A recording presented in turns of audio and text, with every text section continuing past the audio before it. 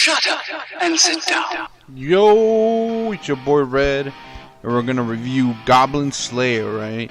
Apparently, before I started reviewing this, apparently it's a very controversial show and stuff like that. I didn't know it was, but I guess people really didn't take good to the first episode. I guess it was really dark. Alright, hands down, this is very dark anime. In the sense of, you will see some hints and sounds of people getting raped and stuff like that, due to the fact that goblins play around with women.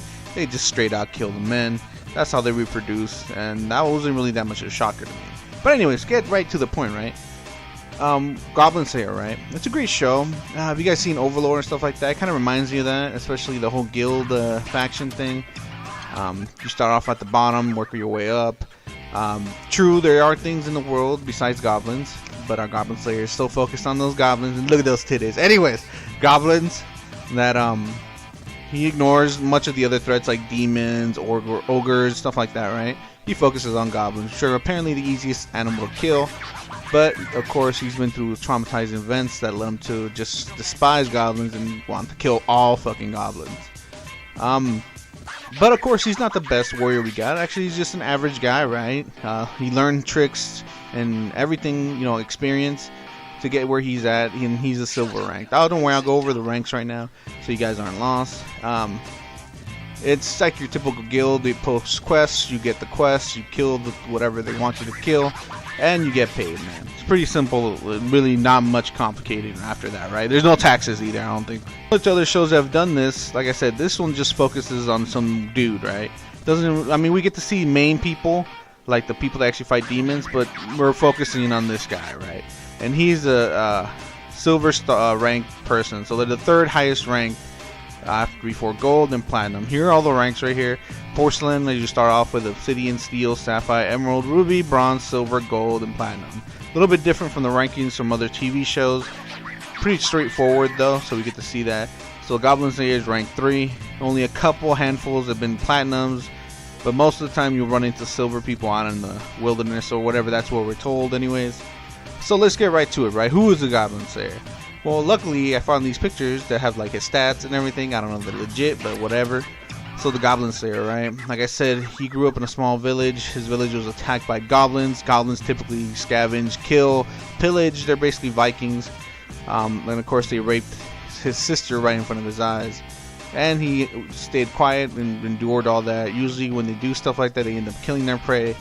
So that ended up sparking something inside of him where he sickly wants to kill every fucking goblin he lays his hands on. So that's pretty crazy. Is there some innate power in him? I don't know. We didn't get to see that in this season. Priestess was the first character we get introduced in the show, actually. She's brand new out of the priesthood. Decides to become an adventurer. Things go crazy in the beginning episode. I'm not going to give it away. You guys got to watch it. It's actually fucking pretty sad, right? But she's actually pretty cool, very cool with magic. She's of course a healer / support cast character. I like her, she's nice. High Elf, the archer, she comes in later in the show.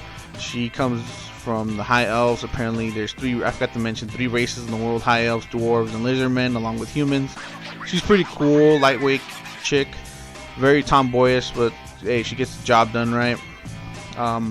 She seems to dislike Goblin Hunter, but then they become best friends and stuff like that. I don't really in the romantic way, but Dwarf Shaman, he's pretty cool. Actually gets drunk. I get drunk with that motherfucker too. He has rocks, throws them, he's like machine gun pellets. He's pretty cool, laid back kind of dude, chills, You're not your typical dwarf. Definitely a different persona there, but he's still a pretty cool guy. And of course we have the Lizardman Priest. Great guy, loves cheese. And I actually am impressed by his skeletal abilities. Those are pretty cool. I would like to learn from him. He's very wise, for his age. And he wants to be a dragon or something like that, if I remember correctly. I don't know. And then we have Cowgirl. Now, she's a long-time friend of Goblin Slayer. They were kids when they were smaller. During the attack on his village, she was gone. She came back, and she keeps up the farm even to this day. Making a home for Goblin Slayer to return to because she loves him, I think. I don't know.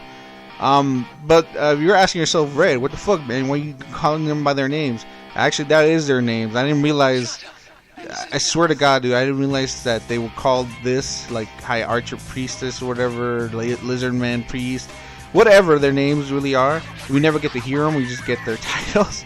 I don't know if that's intentional, but that's fucking awesome. I just realized that right now when I was doing this review. So, music, the opening's pretty cool. Not the greatest, but it's legit.